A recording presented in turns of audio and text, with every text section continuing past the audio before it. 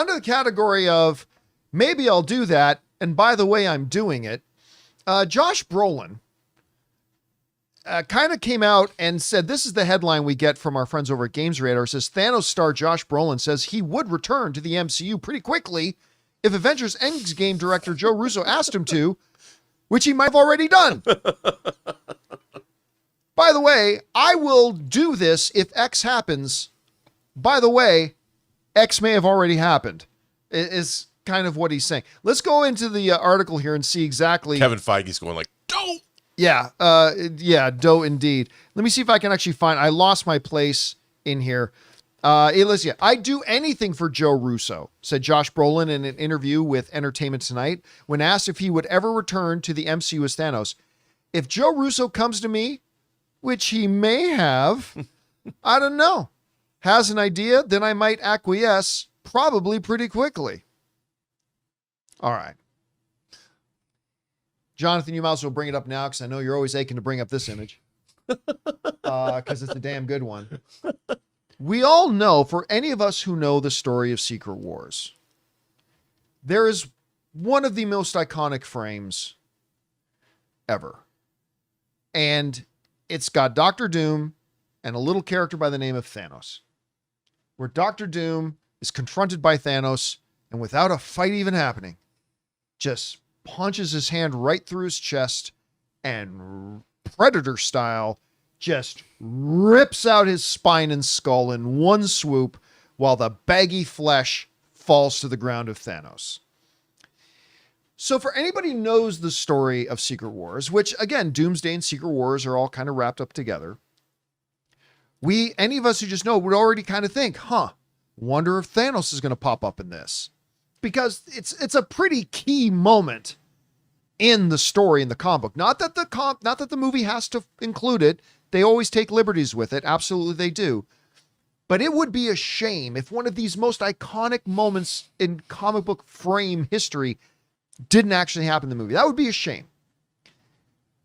So for Josh Brolin to come out and say, hey, if Joe Russo, I love Joe Russo. If he asked me to do it, I'd absolutely do it. By the way, he may have already asked me to do it. That's such a Josh Brolin thing to do. It's such a Josh Brolin thing to say. Now, you add that with the fact that those frames are already in there. Like, he's not saying this in a vacuum. No. It's not like there's no precedent for this. And who doesn't want to see that? Yeah. And who doesn't want to see it? So that combined with that, and let me throw this out there. Rob and I were talking about this before the show started today. When you understand and take into consideration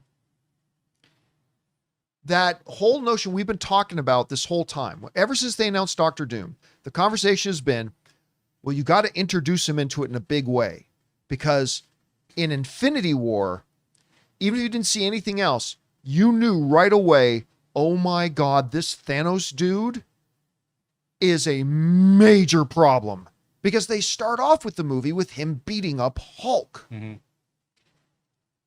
If they wanted to move events and things around, which they always have in Marvel, they've used elements from other comics in completely different movies just because they're great. You start off Avengers Doomsday with some landscape and Earth 872 pops up in the bottom. And it starts with Thanos and Doom. Or the planet Titan. Or on Titan or anywhere. Yeah. In the Bahamas. And that's you where Venom is. Start off Avengers Doomsday with Doom taking who has been the biggest bad in all of the MCU and just thank you and pulls his spine out. Because we've been talking about who should Doom take out to kind of establish himself. Should it be Hulk again? Should it be Sentry? Could it be Scarlet Witch? Could it be, I don't know, pick a name.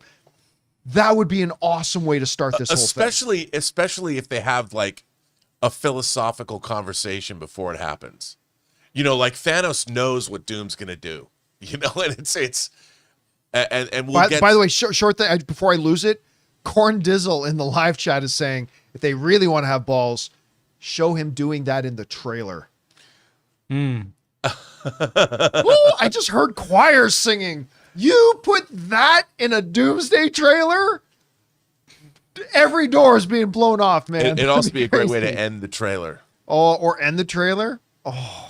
Guys, we want to take a second to thank the sponsor of today's video, Zapier. You know, one of the biggest game changers of the past year has been AI. But let's be real, just talking about AI doesn't actually make your day any more productive. What does make it more productive is finding tools to put AI to work for you. And that's where Zapier comes in. Zapier is the easiest way to take AI and plug it directly into the apps and processes that you're already using every day. No IT bottlenecks, no complexity, just results. For me, it's been about saving time on repetitive stuff so I can focus on the work that matters and I actually enjoy. And it's not just me. Over 3.4 million companies are already using Zapier to streamline everything from sales and marketing to IT and HR. With their AI orchestration platform, you can connect top AI models like ChatGPT or Claude right into the apps you already use. So whether it's automatically enriching leads, coaching your sales team, or even resolving IT tickets, Zapier makes it simple. Guys, join the 3.4 million companies already automating with Zapier and transform how you work with Zapier and AI. Get started for free by visiting zapier.com/Campea. That's zapier.com/Campea. But you know what? Okay, can I offer you a devil's advocate position? Absolutely. The only problem that I have with this is, again, it's kind of gimmicky. It worked in Secret Wars. Like, I could see opening Secret Wars with this. I think this is more of a Secret Wars. Yeah, it's a Secret Wars opening because you could have Thanos get... If Thanos just is there, you're going from Endgame. If you just think about the Avengers movies, and you're going right from Endgame, and Thanos was already kind of defeated, and then he comes back. I mean, he has to be established from a different universe. I don't think so, because Thanos is still Thanos, and it's been years since Endgame. I know, but if you're watching him like if you watch the Avengers movies in order, to just open with that, Secret Wars, it would work really, really well, because you're creating one. If you're creating Battle World, a Thani from one of the other realities could show up. But it would be interesting if Thanos played a role in Doomsday, and we're going to carry that role over. I don't want to see him and then kill him. All I see the need for Thanos is, because honestly, I kind of feel like, look, we've had many years of Thanos. We need to move. I don't want him to play a role in the movie. But you have to establish why he's alive again. You know, it's Earth 827. Yeah, the Marvel Cinematic Universe, that's all they've done for the last few years, is establish there's a multiverse. Right, but then there's 25 different Thanoses. Oh, absolutely. 100%. Absolutely. I don't disagree with you at all. But showing to just start off and just use Thanos as that mechanism to just establish, without words said, right, this is now the biggest threat the MCU has ever faced. It's true. It could work. And then I don't want any more Thanos. We need to move beyond Thanos. But with at least with Secret Wars, you'd know that there's only one left, because it's crushing down the universes into the one. That's all. Yeah, I would love to establish Doom with him. I mean, look, for the record, I don't think they are.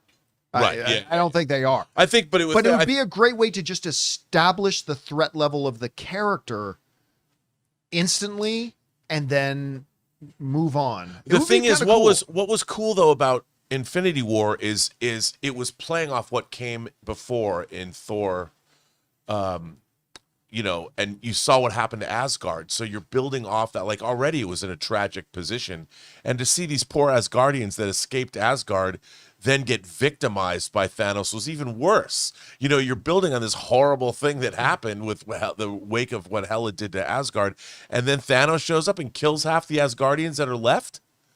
That was a bummer, dude. Yeah. You know, and then casts Hulk away. So that was one of the great openings. If you're thinking about, like, if you had to make an Avengers movie, how you were going to follow that up, that was one of the great choices ever, I think, in fantasy film history, to open with Thanos killing Loki and beating the hell out of Hulk. That was an audacious. 100% that was I so agree. good. Yeah. It was so good. And then the Black Order and Thanos just leave. They wreck shop and leave, and it was so good. God, Got what they came for. Got what they came for. All right, guys. Question is for you. What do you think about this? Listen, it may be much ado about nothing, right? Josh Brolin may just be trolling everybody, which is very possible. I kind of think there's something to it here. Yeah, He's he saying- doesn't. He likes to have fun. Yeah, saying, yeah, I'll absolutely do it if Joe Russo asked me to do it. He may have asked me to do it. So maybe he's trolling everybody. Maybe it's the thing. Whatever you guys It's think better about than this, the alternative. jump down into the comment section below and let us know your thoughts. Hey guys, thanks so much for watching this video. Make sure you like the video, leave a comment, and subscribe to our channel. And don't forget, we have a daily podcast called the John Campea Show podcast, available on Apple Podcasts, Spotify, or your favorite podcasting app of choice. Go and subscribe to it today so it'll be there when you need it.